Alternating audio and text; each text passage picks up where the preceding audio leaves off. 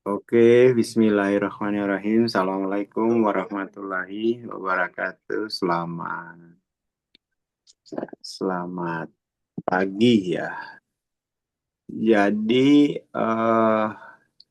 sekarang ini kan dia masuk bab 4 ya. Bab 4 itu deskripsi dari jenis-jenis konteks aku gitu ya. Dari jenis-jenis konteks aku yang sudah identifikasi dan sudah diberi angka-angka gitu ya. Jadi yang kita lihat ini adalah level atau konteks aku 20 gitu ya. Jadi konteks aku 20 ini adalah salah satu jenis dari konteks aku ego gitu kan.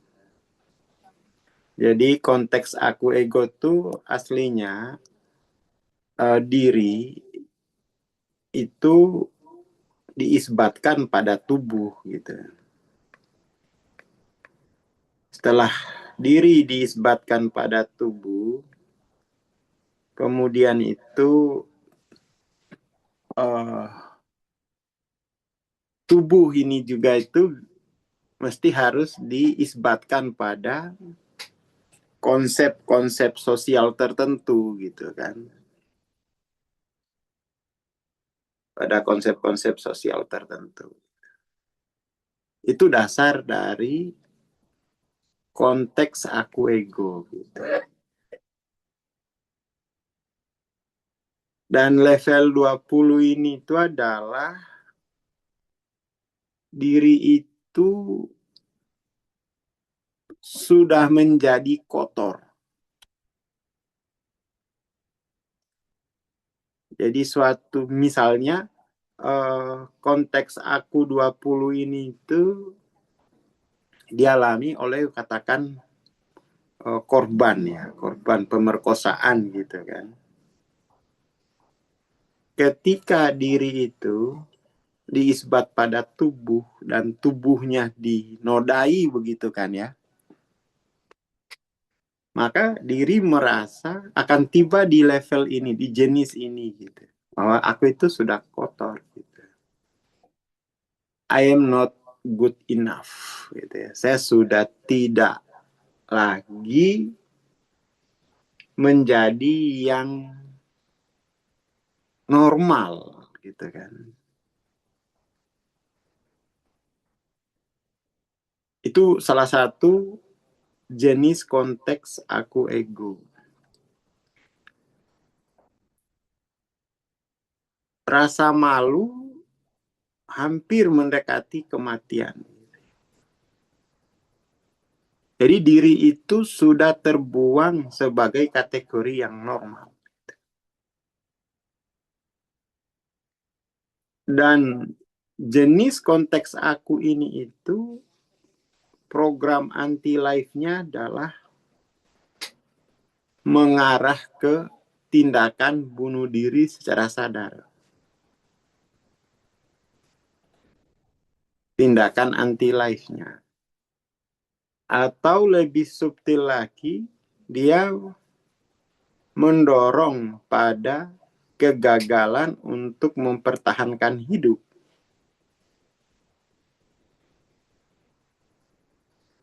Kematian akibat kecelakaan yang sebetulnya bisa dihindari.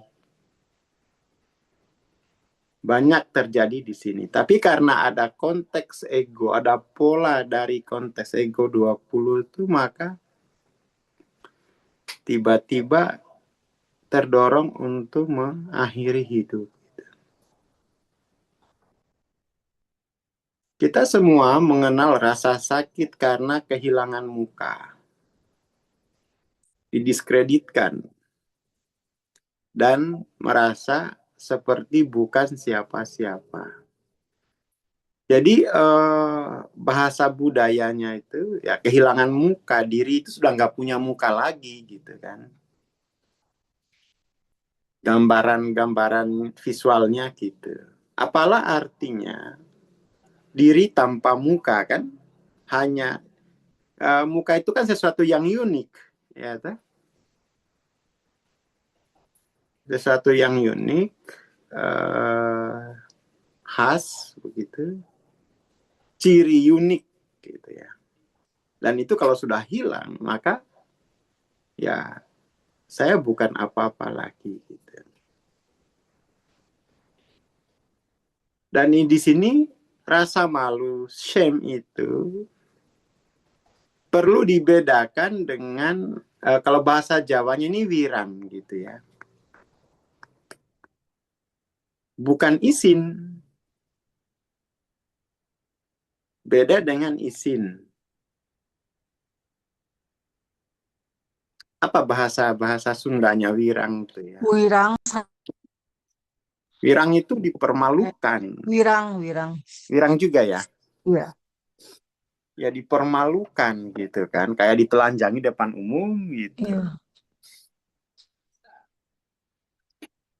Ya dipermalukan gitu ya.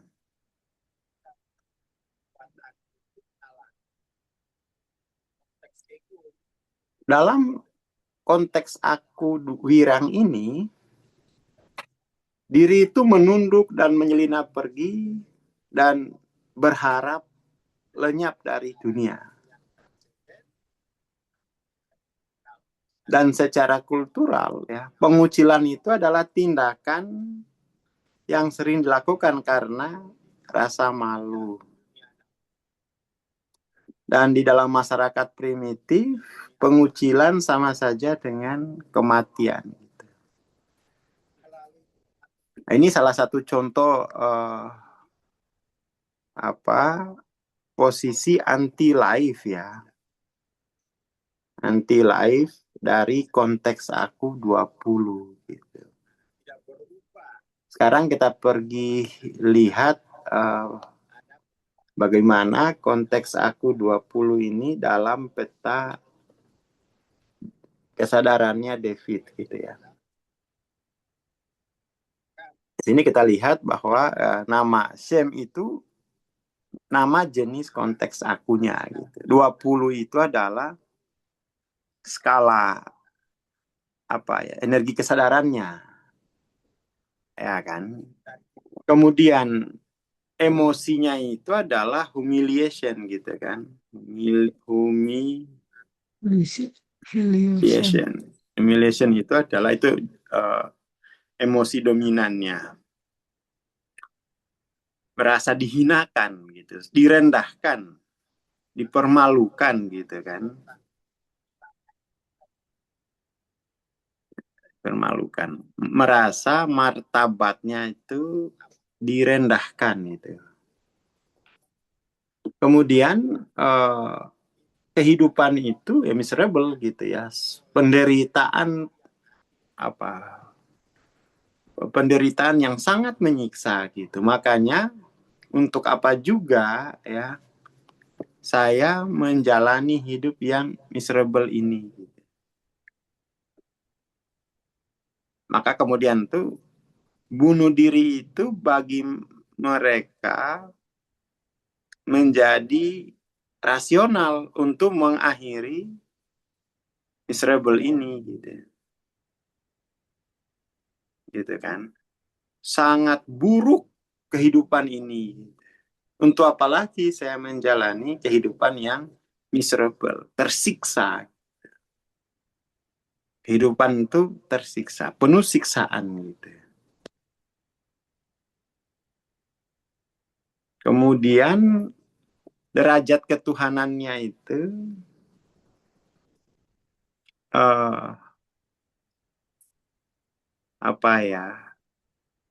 despise itu sangat-sangat membenci, direndahkan gitu ya, dipandang rendah, sudah tidak dihargai lagi, sudah tidak ada harganya gitu. Derajat ketuhanan saya itu sudah tidak ada harganya lagi gitu. Kalau God view kita pandang sebagai derajat ketuhanan diri, derajat keilahian diri gitu. Maka ini adalah derajat yang tidak ada lagi martabatnya. Cacat gitu kan. Cacat. Kalau yang normal itu kan ada mukanya gitu kan. Kok diantara semua yang normal itu saya kok nggak ada mukanya gitu. Itu derajatnya di situ. Diri itu di konteks aku 20 uh, uh, apa derajat ketuhanannya itu saya ini cacat gitu. Kemudian proses kesadaran eliminasi gitu. Ya dibuang gitu kan. Dibuang aja gitu. Dibuang. Itu konteks aku 20 dan yang paling penting di sini itu adalah kita menjadi melihat salah satu konteks anti life ya kan? Itu yang paling penting gitu. Anti life bisa seperti itu ya.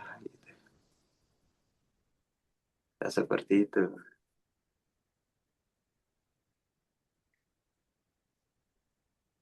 Kemudian pengalaman kehidupan awal yang mengarah ke pola konteks aku 20 ini seperti pelecehan seksual di masa kecil, kemudian itu menjadi pola jadi konteks aku 20 ini itu bisa aktif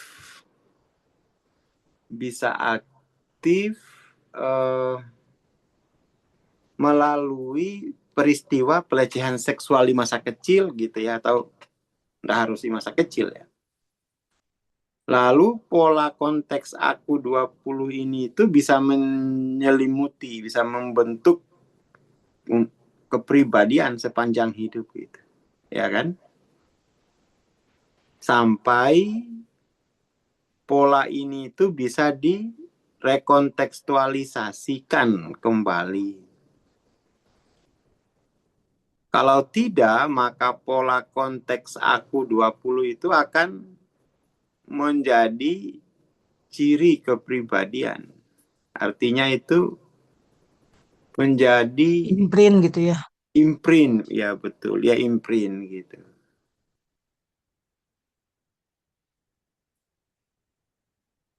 Dan rasa malu, sebagaimana yang diungkapkan Freud, itu membuat atau menyebab apa ya, menciptakan neurosis.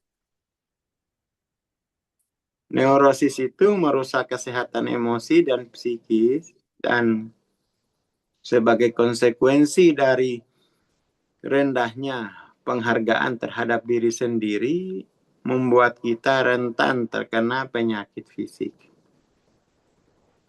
Nah, kepribadian yang memiliki dasar rasa malu itu menjadi kepribadian yang tertutup, menarik diri gitu kan.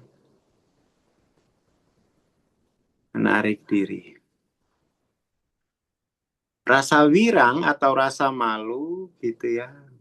Mestinya rasa dipermalukan gitu ya. Biasanya digunakan sebagai alat kekejaman. Dan saya yang memiliki pola ini juga akan cenderung kejam gitu. Ya karena polanya kan sama.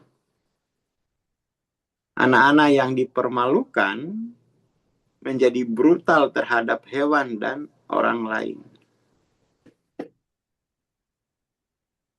Perilaku orang-orang yang membawa, yang punya ciri konteks aku 20 ini sungguh berbahaya. Mereka rentan pada halusinasi dan bahwa mereka selalu tertuduh. Nah ini ciri-cirinya itu, salah satunya itu selalu merasa yang dituduh gitu. Nah, nanti aku lagi nih yang dituduh kan gitu ya. Juga rentan terhadap paranoia. Sebagian menjadi psikotik atau melakukan kejahatan-kejahatan aneh. Beberapa orang yang dikuasai pola konteks aku 20 melakukan kompensasi dengan perfeksionisme dan kekakuan. Menjadi kompulsif dan intoleran sangat keras gitu ya. Contoh-contoh terkenal adalah ekstremis moral yang main hakim sendiri. Memproyeksikan rasa memalukan itu kepada orang lain. Sehingga orang lain itu layak diserang. Layak untuk ditiadakan.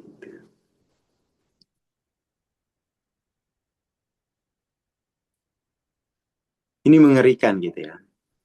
Karena rasa memalukan menghancurkan seluruh level kepribadian, emosi terendah ini pun tuh rentan terhadap emosi-emosi negatif lain. Misalnya, dia sering menciptakan kebanggaan palsu, amarah, dan rasa bersalah. Jadi biar apa mudah ya untuk memahami ini itu kita akhirnya tuh ya menempatkannya sebagai inilah contoh program anti life dari konteks aku ego gitu kan.